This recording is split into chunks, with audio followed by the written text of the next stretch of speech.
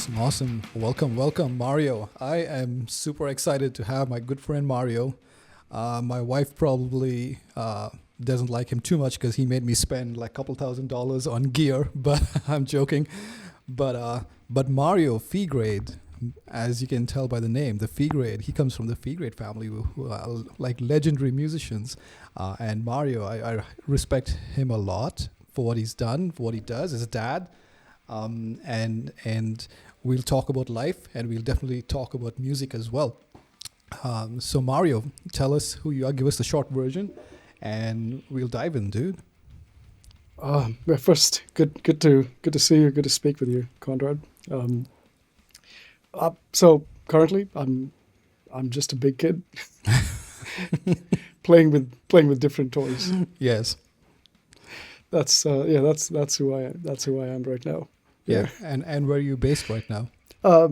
In London. So And You've been here from about 2008. oh wow. Oh wow. 2000s? 2008. Oh, 2008. Yeah. Okay. Yeah, Okay. yeah. In 2000, I think we were still Yes. we were still in Perinago. Yeah. Slightly different. But what do you do? What's your main gig? Um, I think the last 14 years, I've been focused on product, so product management. So currently a product leader at Comcast. Oh, nice. Really? I did not know that. Well, Comcast acquired the company Ah. Sky over here. I used to work for Sky. Still employed with Sky, but Yeah. very much focused on the company's global ambitions. Cool. Any projects you're working on you can share with us? Uh, Not really, because Okay. I've been running the incubation program for Got over it. a year, and a lot of it is to give ourselves a competitive edge Sure. in 5 years' time. Yes. But it's all in sport, which is Okay. amazing. So for me, this is what I mean by I'm just a big kid playing with Yeah. different toys. Yeah. Music and sport, technology have been a big part of my life, and to bring sport and technology together Yeah. is dream gig that anyone can get. Awesome, dude. Yeah. Don't share anything with me because my millions of listeners might ruin it. No, I'm kidding. But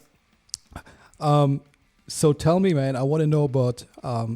So first of all, I also asked your dad and I asked Mark, and I think both turned me down. So I'm gonna have to squeeze all the information from like from three people in one. Or we're gonna have to do multiple sessions. Yes, yeah, that's true. That's true. So tell me about where you grew up, Mario, as a kid. Where did you grow up? First memory takes me back to Roypram. Nice. Yeah, yeah. I can just remember growing up in my grandmother's house, and I was there, studied in the local school, St. Kevin's, and then moved to St. Mary's. Nice. Were you and Bobby? Did you know Bobby from I St. Kevin's? Yeah, well, he definitely passed out before, Okay. because I think he was 2 or 3 years Yeah. ahead. Okay. But I used to play hand tennis outside Bobby's house. I don't know if he knew that, but yeah, we used to play hand tennis around Yeah. that area because we used to go for tuition Yeah. with Trevlin Wong.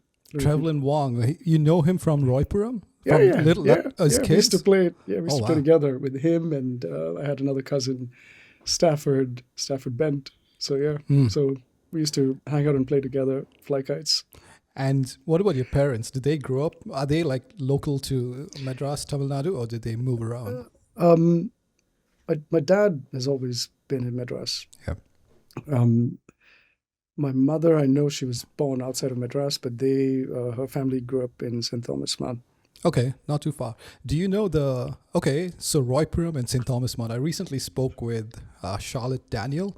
Do you know the Daniel clan from Roypuram?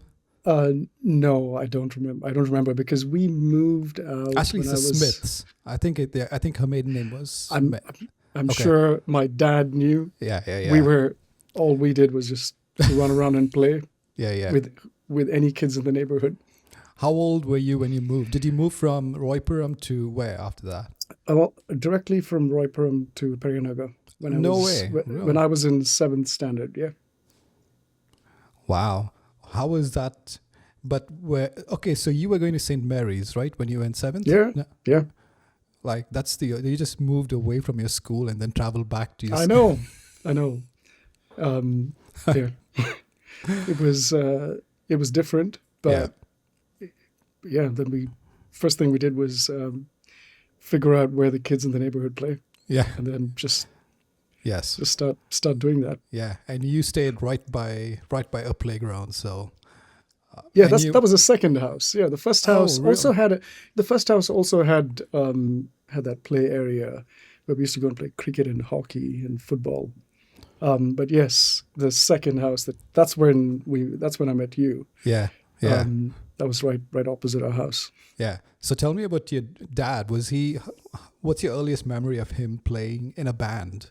Was it in Roypuram? Yeah, it was in Roypuram because all the brothers played, and they my earliest memory of hearing live music was in my grandmother's house. I don't know how old I was, but I think they used to just practice there in Oh, the. really? They had a really large hall, so I remember one corner of the hall were all the instruments, and still remember there was a large life-size ABBA poster on one of the walls. Nice. What was High Tensions formed N- then? no, my dad. They used to. I think the brothers used to play together Got it. in a couple bands. Can't remember the names. I was too small. Um, and High Tensions was, I think, the last band which my dad Got was it. in for a long period of time Yeah. with Jeffrey. Yeah. So I know when we throw out all these names and we talk about your dad's brothers and the Feegrade name, like those who grew up with you and know your dad, or in the Perambur area, he traveled all around. They kind of know uh, Hmm. everything, but for those who don't know, right? Tell us about the Feegrade legacy, dude. The musicians, like if when people say Anglo Indians are like good musicians and like they are known for certain things, I think the Feegrade name is probably right up there with the musicianships, right? I mean, these are like world famous people in some cases, super talented. Yeah. And I still remember, I'll tell you one story about your dad. I was sitting down with him and he was learning a Mariah Carey song, and his fingers were in some kind of knot for me, right? And he was telling me this. He was probably a little bit mad that she used that chord, but he told me like some B minor seventh, add nine. Oh, I don't know what, he made it up. And for the first time, I heard numbers after the chord. I thought B minor was that, but but he had a good year. There was no books. Like Yeah. he would find the chord that would normally most people would just look at YouTube now or tabs and believe it to be Yeah. true, but that's the type of a musician where he could pick it up, right? Yeah. Yeah. I think all my dad and his brothers, like they probably had very good ear training Yeah, at an early age, because that's the only way you could learn songs, and the yeah, more you do it, the better you get. That's pretty much how we learn songs as well, like just constantly yep, on a cassette player, just listening to it. But I don't think I was ever that gifted to have a good year when learning songs. yeah, The way my dad sometimes would just yeah, figure out a song and just jam to it yeah, instantly. yeah. But tell us about the fee grade. Tell us all the brothers, what they do, and some accomplishments, man. We'd love to hear. Well, it's just as I got into music, the one thing I remember was none of the brothers were in the same place anymore. So that would have been a different story if everyone were in the same Yeah, city or country. But yeah, Winston's has been in the Gulf for a long time. I'm sure he played with a lot of bands, both bass and guitar. Michael was in the U.S. and then now he's in Hawaii playing. He's played with a lot of famous musicians. Did he play with Willie Nelson? I believe so. Yeah, he used to play. When he in his early days, I remember he told me he used to play with Sade's drummer. And I've seen photos and clips of his playing with musicians that you typically read about in magazines. Yeah, yeah. And is it not? I think he also coached Mohini Day a little bit, right? Oh, I didn't know that. I haven't. Yeah, we haven't talked music for a while, and we haven't Yeah, been in close contact. But yeah, that's believable. yeah. Because I was watching a podcast, Hmm. and Mohini Day was thanking Michael Feegrade. Oh, And for those who nice. don't know, Mohini Day is like a prodigy, uh, a bass prodigy from India who now moved to Nashville, and Okay. she's probably the best bassist, not even like female bassist, or probably one of the best bassists in the world right now, in high demand, and that's the impact the Fee Grade name has, right? Um, yeah, That's cool. Yep. yeah, To know that, I'll ask him next time yes. I speak. I'm pretty sure I did not dream that or imagine that. It's true. And if you can hook me up with Michael, I'd love to speak with him. I'm sure he'll come on this podcast. Yeah, Yeah, maybe I'll definitely. get a free lesson in on the way. No, he's yeah. Michael's always been very very interesting. Yeah, His perspective on life and the experiences he had, yeah, moving to a new country yeah, and having to only rely on his music to yeah, move him forward in life. And I think that obsession with the instrument, yeah, means that, yeah, when he plays, yeah, you can yeah, tell, yeah, like, he means every note. yeah, yeah. Dang. Oh, I have to think about that just for a minute. Like most of my notes, like there's no thought. It's Well, same here, right? Like you play what you feel, but yeah, it doesn't always come out yeah, how it sounds in your head. yeah. Yeah. So does your dad have a perfect pitch? Or is Uh, it good n- relative pitch at I, I least? I don't know. I haven't thought about that, but I mean, my earliest memories learning from my father was frustrating because it was easy for him Yeah, to just figure out the passing chords in a song, yeah, and I'd just be like, um, will I ever get there? mm-hmm. And but yeah, he just it comes naturally to some people, Yeah, yeah, and the rest and of us have to work hard. yes, yes, and just to continue, like I mentioned, High Tensions. For those who don't know, like High Tensions was like the band. If you were rich, you would hire the High Tensions. Because they were unaffordable, but that's the quality, right? All like pro guys. If this was, they were probably like the Nashville musicians who just happened to be living like behind your house, right? They were super talented. They toured and they played many places, right? Not just Madras. They toured the country, right? And got Yeah, hired. yeah. Yeah, Around Christmas and New Year's, they typically weren't in town. Yeah. yeah, yeah, yeah. They are like Perimbo royalty, like Anglo royalty, I would say, as far as musicians go, like and super nice people. I know Mario's dad, Ashley Feegrade, had this awesome Strat that was his main guitar that he would use, and I'd go to his house and he'd give it to me to play. Like, like just, yeah, take it. This is only my livelihood, but yeah, you young guy, just take it and play with it. So super Yeah, humble. yeah. I always got to play on my dad's guitars Yeah, before I could afford my own. yeah, So yeah, yeah. that's that guitar, and then he had a Guyatone ages ago, Oh which I yeah, also remember. That was a brilliant guitar yeah. too. Yeah. So how did you get into music? Did you pick it up naturally? Did your dad encourage you, force you? He There was always encouragement, and music was a big part of our growing up. Like, um, I could always, there wasn't a lot on TV, right? Like back when we grew up, like there'll be programs on a Sunday or Yeah. evenings. Um, and so most of the time when we weren't out playing, um, we'd be at home listening to music, always in the background. And there were guitars around, so you generally pick that up. My dad tried it when he tried to teach us the first time, both my brother and myself. Um, I think Mark gave up quickly, and that's when he switched to drums. I took a break. I was just like, this is too hard. Yep. But when we were in St. Mary's is when I picked it up again, and started playing in the choir. Oh, That's really? when Nice. that's when I started to get better, playing with other musicians who were Yeah. better than me. Yeah. Who did you play with? The Sones? Yeah, Dominic Sones, Yeah. and his uncle was the choir master. Yeah. So yeah, Wait, I was talking to someone recently and I was saying there was a Sones who was a teacher in St. Mary's. Was that Dominic's dad or his uncle? uncle. That was his uncle. Okay, got it. Yeah. Okay. Man, all these years I thought that was his dad. No, that was his uncle, and we had some fun times in that choir. Yeah, I'm sure.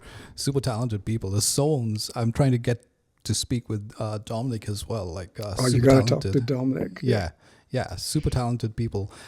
Just the cluster of talented people. I'm telling you, man, Parambo was like probably the Nashville of Yeah, I would say. Yeah. yeah. Most Yeah. of a lot of really good musicians Yes. came out of Parambo, Yeah. that area. Yeah, just a concentration, right? So when did you actually so when you got interested in guitar, and before we move on, like Mario has a brother, Mark Feegrade, who's also like a talented drummer. He's doing really well. He lives in New Jersey right now, and also he started off with like a toy kit, literally like it was probably 4" by 4".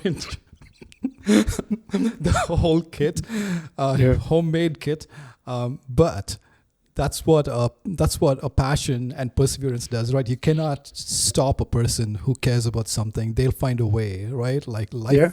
like that expression of music was just found a way. It was in him, and it just found a way out. No matter the tool, he probably drummed on that kit better than most people. Most people can drum with like expensive, like pro kits. Yeah, I was always nervous when we used to play in the same band that Yeah. how is he going to play this on a real kit? But it used to work out. I'll tell you what, we practiced. I forget the song, but it's by the Ventures. There's a big fill, and there's a big fill, like it is like he probably used like 4 toms, 5 toms, and like how is He this had going to 2. translate? but yeah, man, you just that talent. You guys had it for sure. The tools did not matter.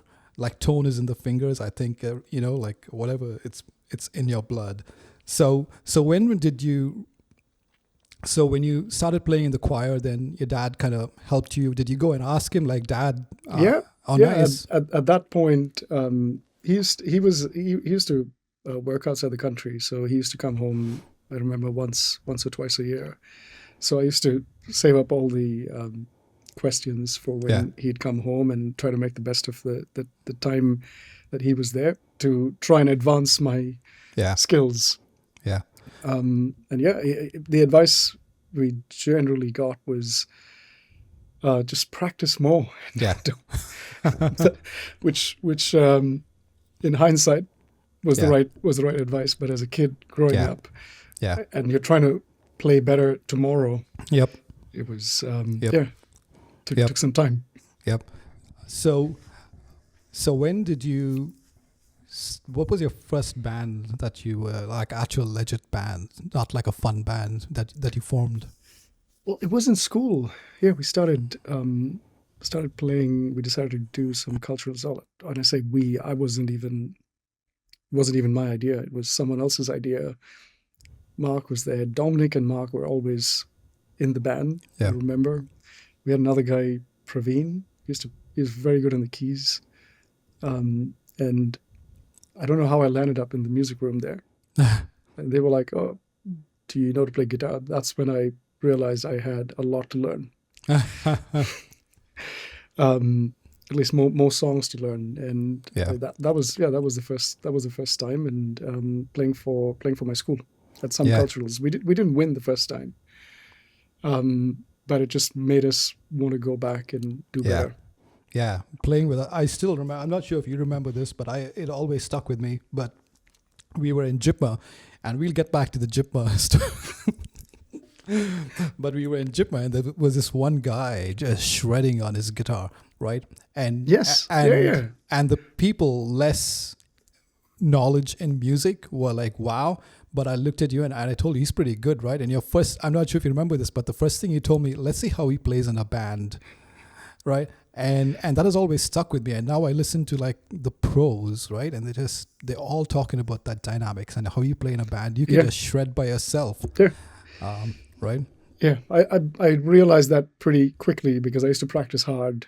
But as soon as you play with other musicians, you realize that like it's got to work together. Yeah, And it's not easy. yeah, yeah.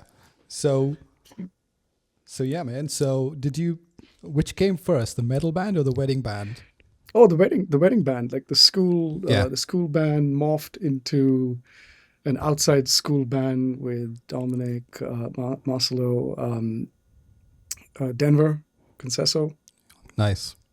Mark, myself. Yeah, it was, and through my dad and Jeffrey in the High Tensions, there was some fun fair.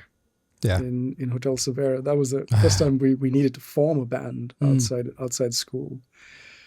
And they asked us to play an hour set. Oh, just like an hour? Wow. Yeah, just into like 30 minutes at a time. Yeah. And so we needed to learn between 6 and 10 songs. We didn't have, I don't think we had a long list, so I think we played the same songs both sets. Fake it till you make it, right? Yeah, Oh. yeah, and we didn't even know what songs we wanted to do. Some rock tunes, not just the ones you used to, not just MLTR. Yeah. If you remember. Yes. And Bryan Adams. It needed to be something else. Yes. So yeah, we just took suggestions from whoever was in the band, and Denver had a suggestion. Marcelo had one. Yeah. We just pulled it together in a month. Before we could go and play there. Nice. So, so how did the High Tensions form? Was that when your dad was in Periyanaga? Yes, yeah, that's correct. Yeah, and I think he filled in for someone else once, and then they started playing together. But I remember they were definitely together for a long time, because I used to go with my dad for a lot of the shows. Except during the Christmas period. But I was pretty young in school when I used to accompany him. I used to help them set up. Nice. Carry, like, roll cables. Just lay the cables, and that's when I learned how things worked. Yeah. And how about, did you ever play with your dad in High Tensions, like backup guitarist? Or? No, never. But what I used to like, and why I used to go to the shows, why I used to volunteer, like, I'll come with you if you want, is once you set up, there was a period of 1 or 2 hours before the show. Yeah. And that was like my only opportunity to play loud, like... And I could play as crap as I wanted to, and no one was really around to hear. Yeah. And because I'd realized practicing at home on an acoustic, I used to have a Gibson acoustic. Remember? Gibson, yes. You also had a Gibson acoustic. It was a more or less Gibson, more or less Paul. Yes.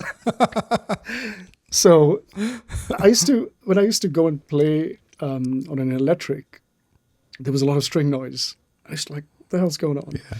And so I used to use those opportunities to try and just get better. That 20 or 30 minutes when I could just play and play through my father's rig. It was it made me feel good, and it definitely helped me improve. What was the rig? I know I did not pay attention. I was not into it, but I'd love to know the rig. Well, he always either had a Roland jazz chorus or a Fender. And some pedals in front of it. That was it. Was That it was like always was it like local pedals, or did he? What kind of pedals? Was it like the oh. Boss? No. So yeah, it was the Boss. There was a DoD Digitech, Okay. and here's the crazy thing. I didn't know, like, my early years. I used to. He had an Ibanez SD9 sonic distortion pedal. Ah. That's what I played through most of my teen life. And right now those made in Japan pedals sell for a pretty penny. It's like the clone of kind of. It's amazing. Yeah. That I can't believe those are the pedals I used Yeah. to play on Yeah. growing up, and I didn't know the quality and value of them at the time. Yeah. Yeah. That's crazy. So did Mark ever drum with height? I think He might did. have He drummed. did. Yeah, he definitely filled in. He when he's at a show sometimes. Yeah. If Uncle Jeffrey wanted to take a break, I Yeah. know Mark had an opportunity. He was good. He knew the songs. Yeah. And so it was easy for him to fill in. For me, like, I always didn't see myself as I could play anything. Yeah. I could play the songs I've learned. Sure. How you've always had this work ethic, though, and I can see, like, from your dad asking you to come help out, you were more interested. At least my perception of you is like you are a very technical person, which is why, like, you're the first person I come to if I have a question and if I want to buy something, and the last person as well. Right? Is that accurate? You're more in curious about how things work and the technical perfection as opposed to as to the front man, which you are good at as well. But I think you're interested more in the technical perfections, right? I definitely care very much about Yeah. how things work, and I seem to have got that from my father, because I remember he used to fix the TV, he used to fix anything around the house, including his bikes, his motorcycles. Yeah, Bajaj Right. M80, dude. That was later, but Yeah. in Royperam, he used to have, I don't know if you remember these bikes, these motorbikes, Mofa. Have you ever Yes. heard of Mofa? Yeah, I think there was a reason they called it more far because nobody expected to go anywhere. So like, he used to fix it, and I used to learn and used to help him fix that bike whenever it broke down. And it was the same with electronics as well. Like, the cassette player stops working, we used to open it up. I used to try and learn. I also had, when we used to go to Mount Road, Moe Market, I used to find books on the Oh, people wow. selling books on the road. I've bought a lot of books around, like, on computers and electronics from there, and just read it because I had nothing else at home. And Yeah. so that's kind of how I got, well, I was more brave to open things up, and at least if I couldn't fix it, I knew I'd be able to put it back together the way it was. Yeah.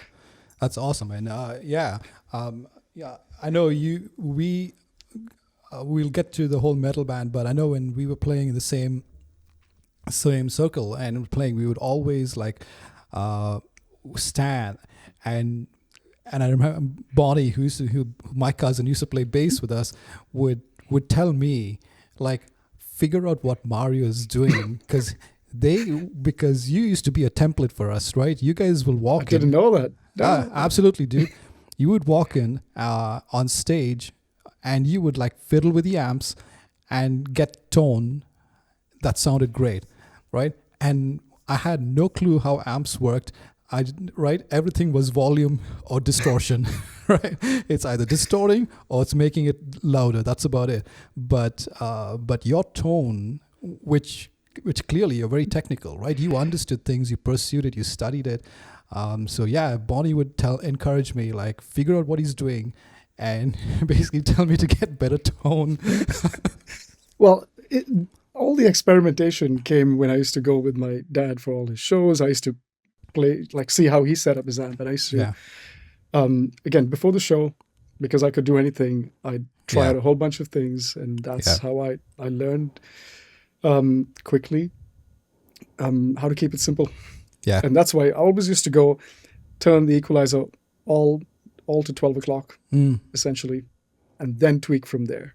Okay. I think I read that in a really old musician's friend magazine that Michael brought for me, which I held on to for, I don't know, 10 years. Oh, wow. And I must have read that same magazine over and over again. It had guitar tech advice. It had studio tech advice. Yeah.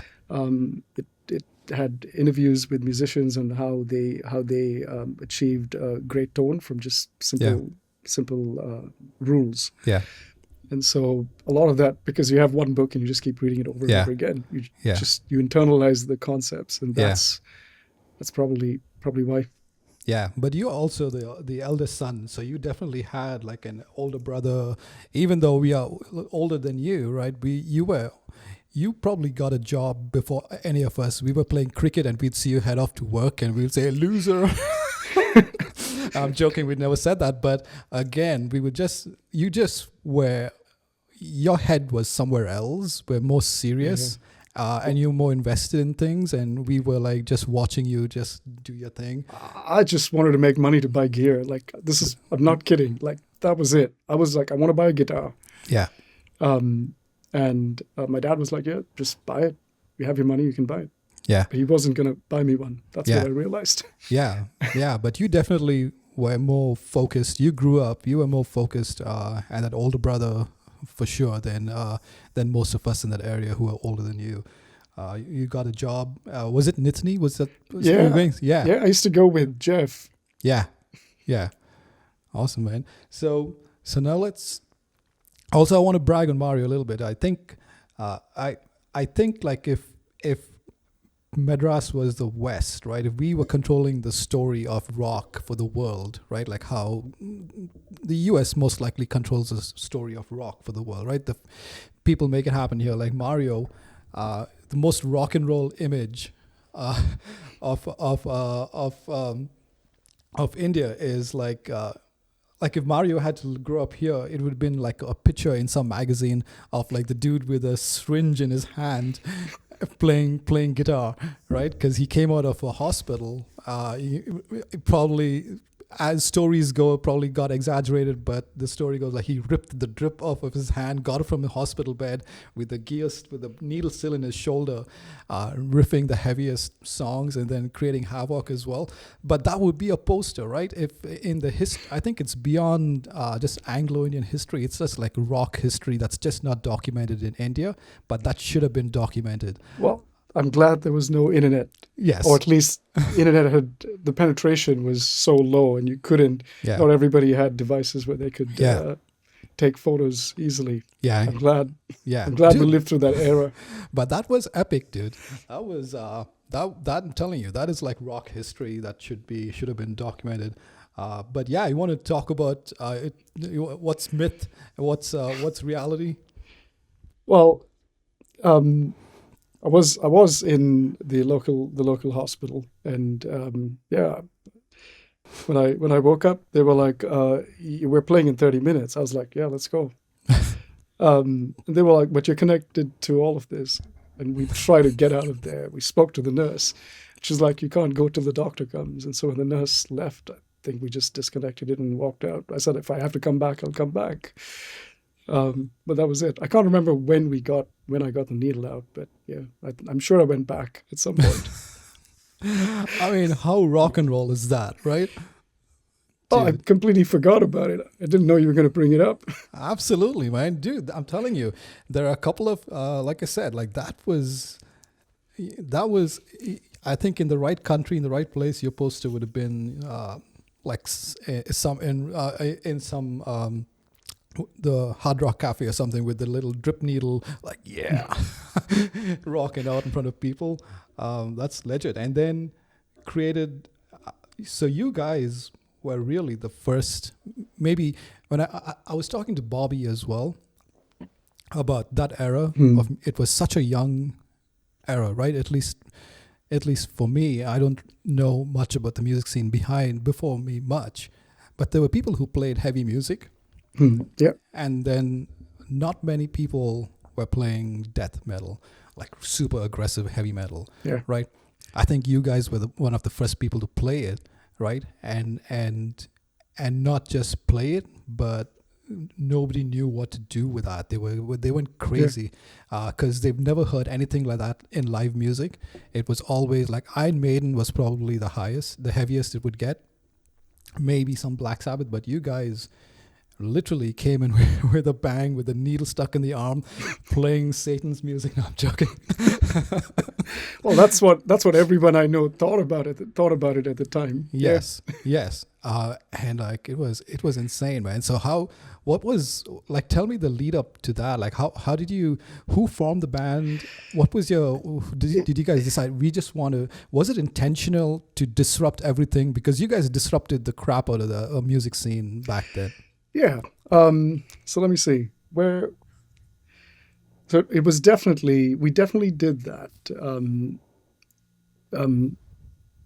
After I got introduced to Black Sabbath, Yeah. and I'd heard Nativity in Black, the tribute to Black Sabbath. Like I knew about Black Sabbath, and I liked a few of their songs. I never really tried to play it. It was too slow. Not slow, but it was on the slower side.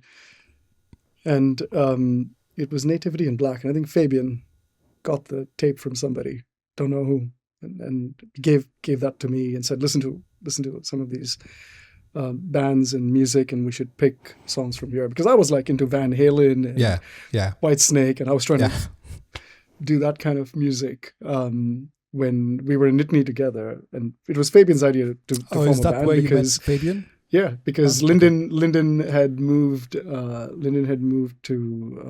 Dubai or somewhere in the Gulf.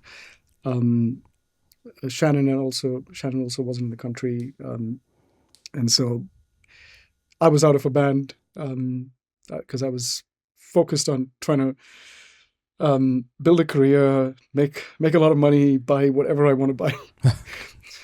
That was it, and so it was like the perfect ingredients that all came together. We used to work at night, so we had Saturdays and Sundays to ourselves. Yeah. And so we said, let's look for musicians who want to play. And Fabian was already into. Shannon used to send him magazines. I think Shannon was here, in fact, in England. He used to send him Metal Hammer magazines. And he used to share them with me. They used to come with music as well. And so we started listening to a lot of that music together. And when it was time to form a band, I had some ideas for songs and talked to Fabian, and then I got this Nativity in Black tape. And I was like, oh, Paranoid. I've never heard a version of Paranoid like that. Yeah. And that song, what was the other one? Bruce Dickinson sang on with Typo Negative. Yeah, all the songs just got me. And even Sepultura, right? Like they played Symptom of the Universe on that. So we played a lot of those songs at one of the gigs. And from then, like, we enjoyed doing that so much, both during practices and live, that we all, like Fabian and I always thought, we've got to do heavier music. How do we make this heavier so we set ourselves apart from everyone else? Yeah. And we enjoyed the music. So there was a lot of Obituary, Slayer introduced. Yeah. So it was a lot of experimentation, a lot of trying, and I had to change my playing style to play faster. Yeah. I used to be up until 2-3 a.m. sometimes practicing, learning songs. Well, not plugged in, but like on my dad's guitar, but just unplugged. It never really slowed down. Yeah. It's clear. I mean, you can tell when people put in the effort, right? It's the results are really good. And I won't get into any of the details unless you want to share but I'll tell people, like, when they played that first show, there were the music was, first of all, like I'm not sure how many people know of the scene from Back to the Future. He strums the guitar and he just blown away. That was how everybody was just blown away when you guys played it. But then there were other events, like you guys were totally rebels, right? You were like the rebels. Like there was a crowd that was after that. They were so mad. The band had, this is total rock and roll story. None of us have rock and roll stories like this. We were just in bands and we just played music, had fun. But you guys had like rock and roll stories of craziness, right? You were in fear of your lives. I think at some point in time. Yeah, police escorted us out. Police. They were like, "Please go away. Please go to the bus station right now." If that's not rock and roll, not a good example, kids, but rock and roll. Yeah.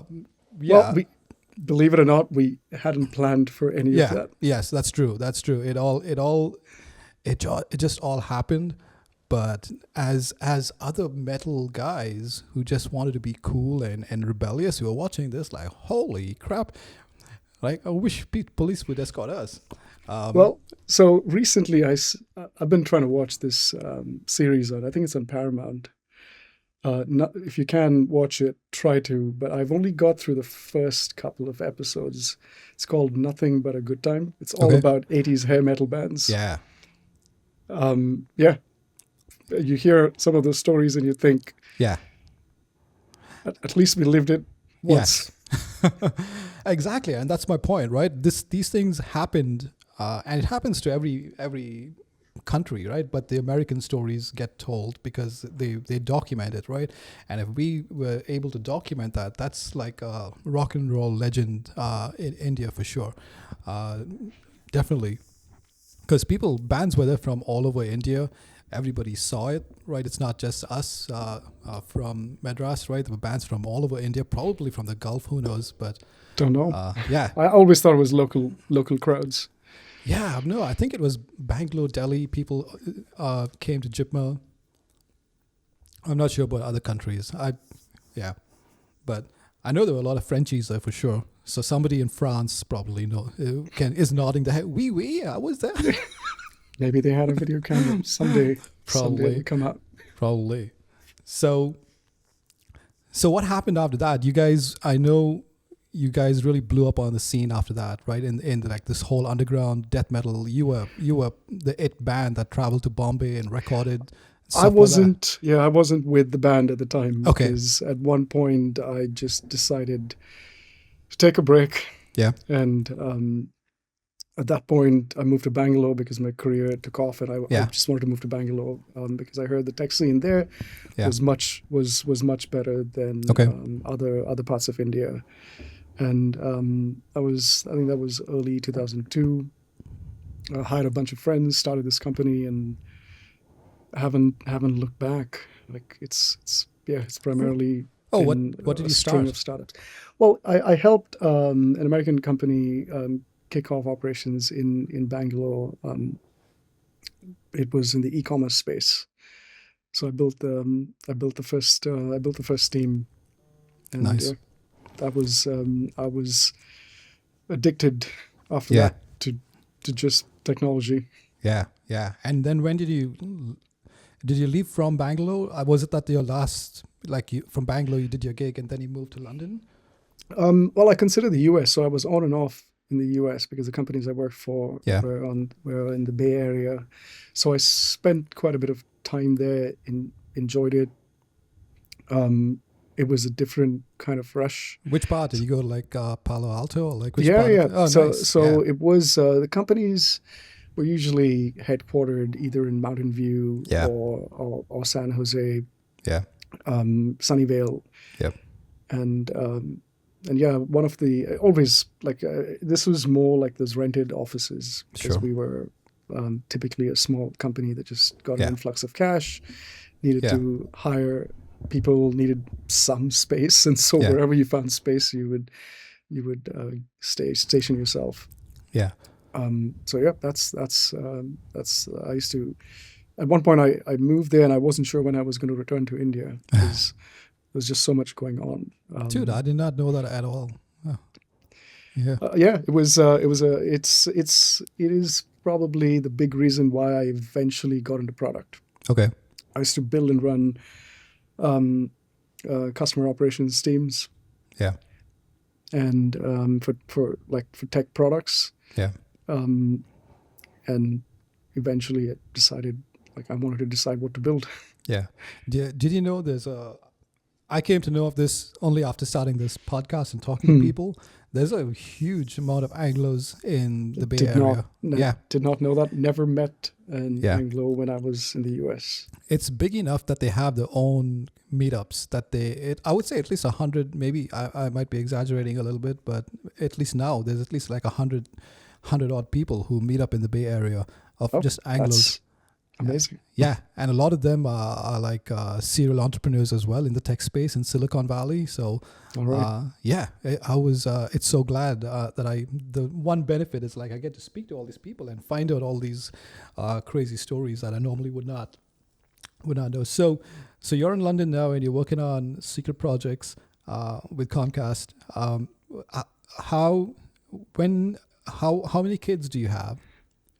I've got one son. Yeah, Yeah, he's 16. 16. Can you Yeah, drive in London if you're 16? he can get his provisional license and Okay. start driving once he's 17, I think. That's Okay. his plan. Yeah. Awesome. And is he are you taking your dad's approach, like letting him and slowly encouraging him to play guitar or get into music? I like he had a thing for music when he Yeah. was when he was small, like before he was 5. And so I think for his 5th birthday, I bought him an acoustic guitar, and he must have used it for like a week, and Yeah. it was done. He learned one song on it. He liked to listen to a lot of rock Yeah. because I listened to a lot of rock. Sure. And so for him growing up, when he was about 3 or 4 years old, I remember him, anytime music comes on in anyone's house or in our place, he always distinguished between dad's music and mom's music. Yeah. Yeah. And he loved dad's music. And I'm talking Black Sabbath. And, Yeah. and you have Whitesnake and Led Zeppelin. Yeah. And he used to, and so he liked to learn the songs. So he tried to learn a couple of songs. Iron Man was one of his favorite songs, Nice. and he found it frustrating. So we didn't persevere long. Yeah. I ended up getting him, I think, a digital piano, Yeah. and he took to that. Yeah, he took to that immediately.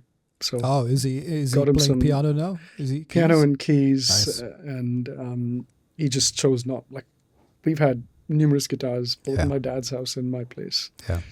but doesn't really care for the Yeah. guitars. Even in high school, he had to pick another instrument, and he picked a cello. Okay. So, but yeah, he loves those instruments. Awesome, and I know we talked about the Feegrade, man, but I remember going to your house and your mom was always so kind and gracious, and she'll say like, "Oh God, more people coming to make a noise in my house." Yeah, she just want to know one thing, like when they're leaving. Yeah, exactly. So tell us about your mom, dude. Brag on your mom. She's the sweetest person with the sweetest smile. We used to walk in there and like, "Hello, auntie," and big smile. Come on in, Oh. and that's about it. Like everybody was everybody's son in those couple of streets.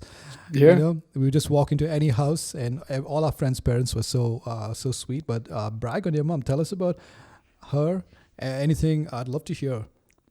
Well, I think what you've said, that was how she treated all our friends. Yeah. Like she was always welcoming. Yeah.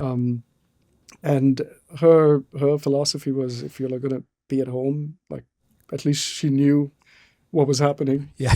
She didn't mind whatever we're doing. She was like, just no smoking and no drinking. Yeah. The two And things that's we did why- excessively. That's why we had to look for other people's houses to do that. But she was a big sort of influence on a lot of the values that I developed in terms of working hard and just going after whatever you believed in. That was she always pushed us. Like she used to. I remember like we used to have a Tamil teacher come home, and same teacher used to also sit down with and teach us maths. And my mother would sometimes sit in the room to ensure that we were actually studying. And she was the one who would wake us up at 4 a.m. to study before the exams, make sure we slept on time. Like we had everything we needed. My dad was more easygoing. He was strict when he needed to be strict. Yeah. But yeah, my mother was strict almost all the time. But when we were done with studies, Yeah. she had time. She had time for us, and yeah, we used to play board games, cards. It was always fun. I misattributed. I when I look at you and I said, like I always telling you, right, you had your head screwed on right, like you got a job, you were serious, you had a goal, and I always just attributed to your dad, but I can see your mom's influence in that, but you could not tell, and that's the beauty of it, right? To have that quiet nature but be so driven is the best of both worlds, because you can be driven and you most likely you'll turn out to be a jerk. Right. Well, I must have been on several occasions, I'm sure, but as we all are, and not just where. But your mom, I now I can put it together, like your eye for detail and to persevere. I can see because your mom sitting in on your tuition teacher, waking you up at 4 a.m. Right, that's the perseverance and the eye for detail. Yeah. Right. Yeah. And we at the time I just did it anyways because it felt like the right thing to do. But but it's those habits have just continued. Even now, like I still wake up 5 most days, and I'm here in the office at 7:30, because it's 5 days. You have to work 5 days a week. You can give it everything 5 days. Yeah. I mean, that's the legacy of your mom. That's awesome, man. That's good to hear. So, is your dad still? I know your dad's traveling, right? Is he in Australia right now? He's back. He's back here, and he's one of his sisters and my cousins are here for a silver wedding happening nearby. So yeah, he's probably with them. He called me a short while ago as well. He's probably settled in. Oh, so he's based in London now. That's where he lives. Yeah. I moved here because my parents were here. Got it. Are you do you support? Are you into football and do you support the same red team your brother does? Hell no. No, I was even before I moved to this country. I used to watch a bit of Premier League, and I started following Chelsea a long time ago. And so when I moved here, I tried to get a job close to the Chelsea stadium. Nice. And I did end up doing that. And at one point, I almost ended up working for the digital team. Nice. But I ended up here in Sky. I spent my first few years here working in the studios where you have all the stars come in to the studio. So I've bumped into a lot of cricketers, footballers, commentators, just while having lunch or coffee. Nice. So you're a Chelsea guy. They're doing well. Not as good as Liverpool, but we shouldn't have dropped points in the last 2 games. That would have kept the pressure on, but almost every major team fizzled out at the end of the year. Yeah. So for me, sports, my kids into sports big time. Nice. Helps a lot. Like cricket, football, and Formula One. So a lot of our weekends, because it's easy to get tickets. We've done a few. We've gone for a few games. Oh, nice. Yeah, and for me, again, blending sports and tech. It's just like yeah. So before we go, dude, tell us. You've always been a high achiever, right? And even in your last story, right, you wanted to get a job near Chelsea. You had that goal and you went and did it, right? How do you set goals and how do you manage these lofty goals and yeah, Well, they're not. I mean, they're not even lofty. I yeah, think sure, about yeah, um, like even joining this company and working the things I work on. It's a choice, and you do all the groundwork to be ready for the right opportunity. yeah, And the opportunity almost always comes knocking. yeah, If you're ready, you get it. yeah, And it's what happened here as well the last few years. But all the conditioning happened when we were growing up, yeah, right? Like it's you work hard. That's the one thing. And early in my career, there were also a few managers I had who were helpful in let me pursue what I wanted to. yeah, Giving me advice along the way that kind of helped. I think very early I learned that, like, if you want to achieve something, you figure out who's done it, try to understand what their process was, and emulate the parts of it that you can. And there's someone I followed. He used to be an engineer at Google, and there were a few people I met in the Valley as well that gave me some advice. But this one guy had a profound impact on how I approach everything, and I pay it forward with every person I work with in all the companies I've been in. And his belief was, like, you can learn any new skill in 30 days if you commit to it. yeah, Like, it's difficult to think about. I want to do a course and it's going to take 12 months, 24 months, whatever. It's not easy to sort of break that down. But if you look at a smaller time period, like 30 days, just challenge yourself for 30 days. Spend an hour learning it. And you only need the discipline to do that for 30 days, right? And see what kind of impact it can have on that goal you've got. Whether it is to, like, I want to learn more about AI. I want to learn to play an instrument. That is possible in 30 days. And decide if you want to continue it. That was it.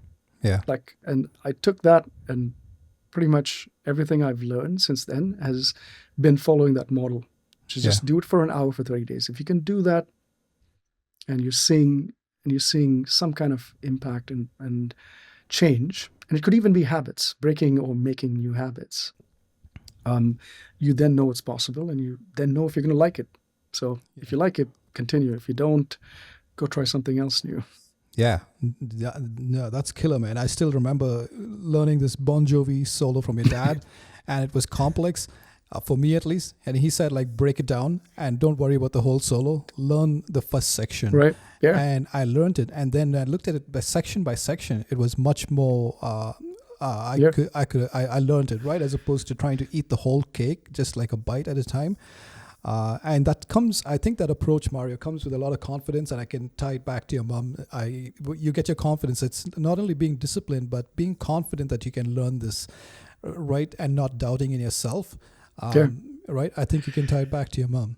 Yeah, no, a lot of things, because she used to sit and tutor us in the early days, and then when we got to high school is the first time she said, you probably need a teacher for the tough subjects. Like, Tamil was never her her strong subject. Yeah. But, and maths was getting too complex. Yeah. for us. And she didn't have the patience dealing with us. Awesome, dude. What are you doing now? I know you're at work still, but well, first day of the new year. Needed to kick things off here. Make sure that everyone's ready for next week and this month. So I'll head home now. Have a shower, some dinner. See if there's any sports on, maybe play some guitar. That's it. Awesome, dude. What's your rig right now? I know you have like a whole rack system, right? Oh, I disassembled a lot What? of. I disassembled it a few years ago, and I've been selling parts of it. Yeah. I finally sold my boogie last month, well, Dang. November, because I wasn't using it as much, and Yeah. I typically only get to play late at night, so I've just relied on my fractal gear. So Time to that's get now that my main Gibson. rig. Yeah, no, yeah, my guitars. My guitars are down to just the ones I really Yeah. love that I will take to the grave. What do you pick up? Like, what's your gear? Do you pick up the guitar if you pick up first? The default one is always my 1987 Ibanez RG 550. Yeah. The one the Yeah. one you call hot yeah, pink. hot pink. Yeah.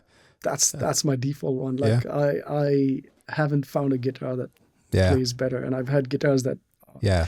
I bought guitars worth 5-6 times that Yeah. Yeah. that one, and none of them play. Even like when I met Paul Gilbert and I took my guitar for him to sign, he played it, and he was like he felt like he hasn't played a guitar as good as that, because that's why I bought the guitar. He started with the RG 550s and RG 570s, and yeah, he was just blown away that the guitar is in good shape for so long. I'm the third owner. Like, I know the previous two owners. Oh wow. So yeah, I don't think I'll ever sell that. Yeah. The brands don't. I regret selling my Epiphone and buying a Les Paul. The Epiphone is just at least the two that I had, like, much better guitar. I would gladly trade the Les Paul for the Epiphone that I had. Try to get it back. Yeah. It's some guitars. It doesn't matter what name is stuck on the headstock. It just feels good. It feels good, and yeah, it inspires you to play and Yeah. and want to play better. So yeah. Awesome, dude. Thank you so much for catching up, man. No, it was nice seeing you, and I'll let you know when I'm around your parts. Absolutely, Mario. See you, dude. It's been a pleasure. Likewise, dude. See ya. All right, take it easy.